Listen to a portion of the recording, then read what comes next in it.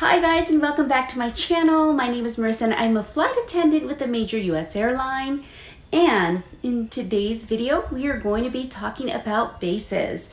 So someone did leave me a comment on one of my previous videos and they asked if I could talk about bases for a little bit. So today's topic is going to be bases and what I know about the different bases, or not about the different bases because I've only been at one base so far, but I will give you my thoughts and ideas on how I went about choosing my base, what my reaction was when I actually was assigned my base, and how it's been working out for me.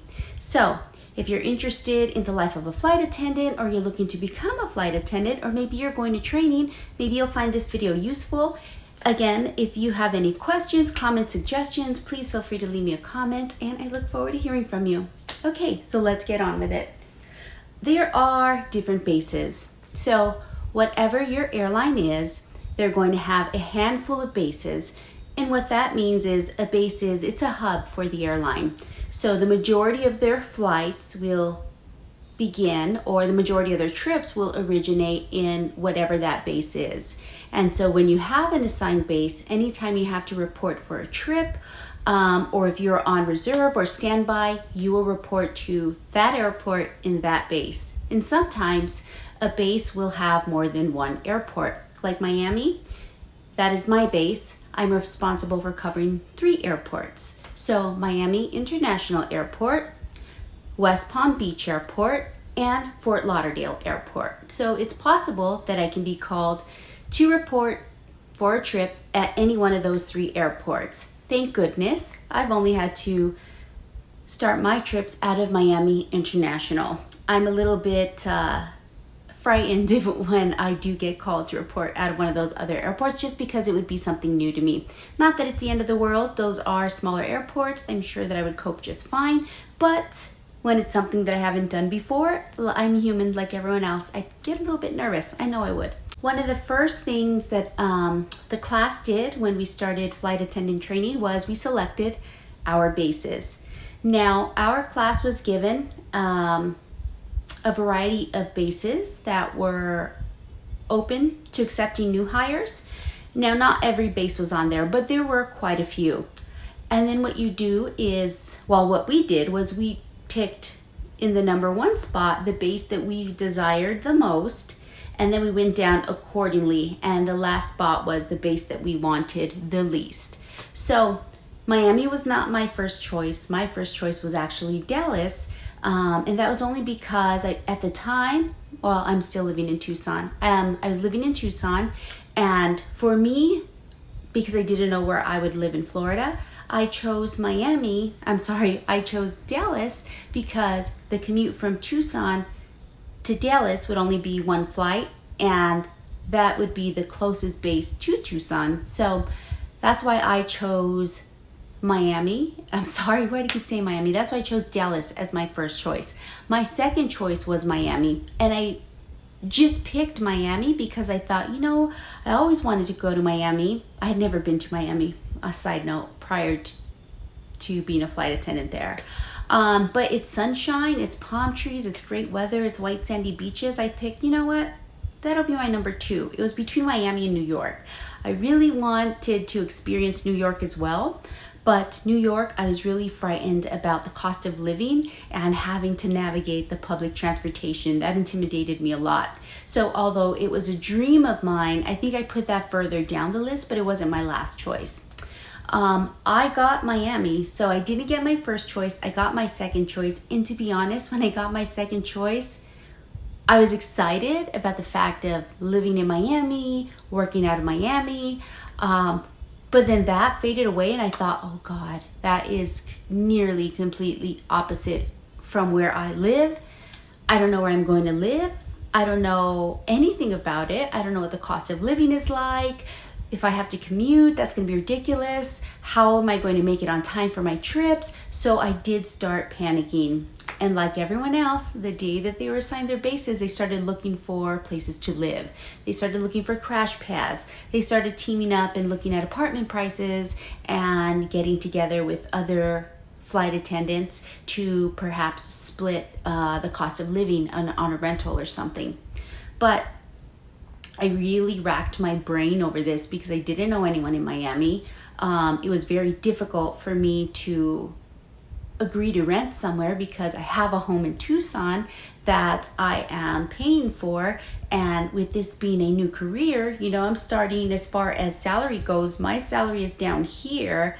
And I left a job where I had an established career and my pay was up here. So that was a big adjustment for me. Couldn't afford to live in both places. So I knew I was going to have to commute.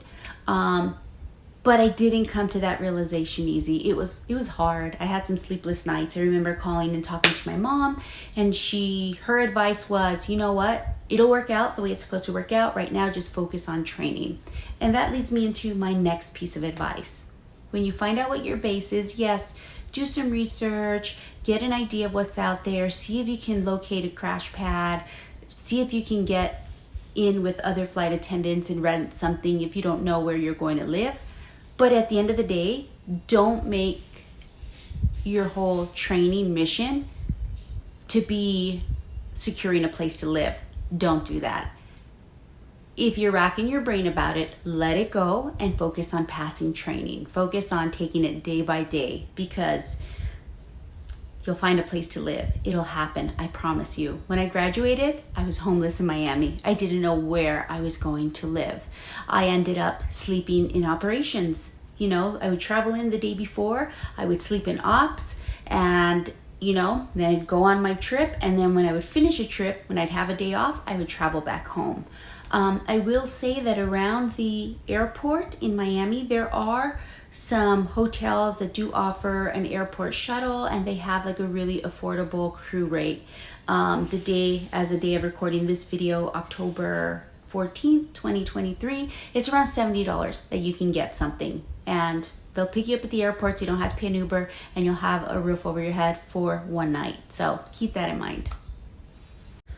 I will say, when you're ranking your bases and you submit your ballot from most desired base to least desired base, have a good look at that least desired base and find something good about wherever that base is located, something that you can look forward to, whether it be that it's somewhere that you haven't visited before, or maybe the cost of living in that area is more affordable than your number one choice, or perhaps it's the weather. Find something to be grateful for regarding your last base choice. Get comfortable with that last pick, because you know what? If you're okay with being in that, or at least having one thing that's desirable about that base that's coming in dead last for you, then you'll be happy with anything else above it. And at the end of the day, you're just gonna go wherever they send you. But with that being said, the silver lining, now everything can change, but when I finished training and was at my base, people put in their transfers like real quickly after being there, and then they were granted the transfers a few months down the line. So you can put in for a base transfer, and you will get it eventually when they have room and they have availability for you. And so it's not, if you're at a base that you don't like, even after you've given it a solid shot, you can always move. It's just a matter of how quickly you'll get to the base that you'll want. Happens. So it's not the end of the world. You're not there forever. So that is silver lining. It could be temporary if you want it to be temporary. So keep that in mind. Also, at some of the other bases, it could be like a junior base. So it may not be a base that you want to be at, but that base could be a junior base, meaning that you may get a line at that base a lot faster than the desirable bases are giving lines to junior flight attendants. So there's always silver linings to everything. So keep that in mind. Oh, and my last bit of advice is, if at any point through training, whether it's whatever your base assignment is that has you bummed out, or if you find yourself just feeling low at any point, maybe you're just overworked, overstudied, and you're just missing home, just remind yourself of the reason why you decided to become a flight attendant. Remind yourself that you've come this far. You've gone through all of those interviews. You've, been weeded out through so many people, and now it's your chance. And don't let yourself be consumed by those negative thoughts, because when you're feeling better and more like your normal self, I know that you're happy to be there in training. So just remind yourself why, your reason why for wanting to be a flight attendant, and just kind of set that in your brain, or write it down somewhere. Write it on a band-aid and put it on your arm, so every time you feel your arm move or something, or you go to you see the band-aid on you, you're going to remind yourself of your reason why, and hopefully that will get you into a more positive mindset.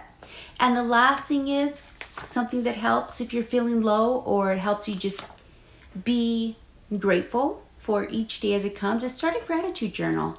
Start a gratitude journal, and each day write one thing that you're grateful for, whether it's having a roof over your head that night, whether it's having something to eat for lunch or dinner, whether it's having this opportunity to be a flight attendant training, whatever it is, just be grateful for something, because everyone has something to be grateful for. If you woke up today, then you're grateful. You should be grateful for another day of life, because not everyone has that. So that's it. That's the little bit of information that I can tell you about bases. If you have any questions about bases, about flight attendant training, about how to become a flight attendant, please reach out to me. Leave me a comment. If you'd like me to discuss another topic, just leave a comment below. And with that being said, if you enjoyed this video, then please give me a thumbs up. Again, thank you so much for watching this video, if you watched any portion at all. And if you have not yet subscribed and you would like to know more about what it's like to be a flight attendant, about a day in the life of a flight attendant, or even a day in the life of this not crazy, but this normal, very normal flight attendant, what she does on her days off. Right now I'm in the process of moving, then hit the subscribe button. And that's all I have for you guys. All right, until next time, bye. Bye guys.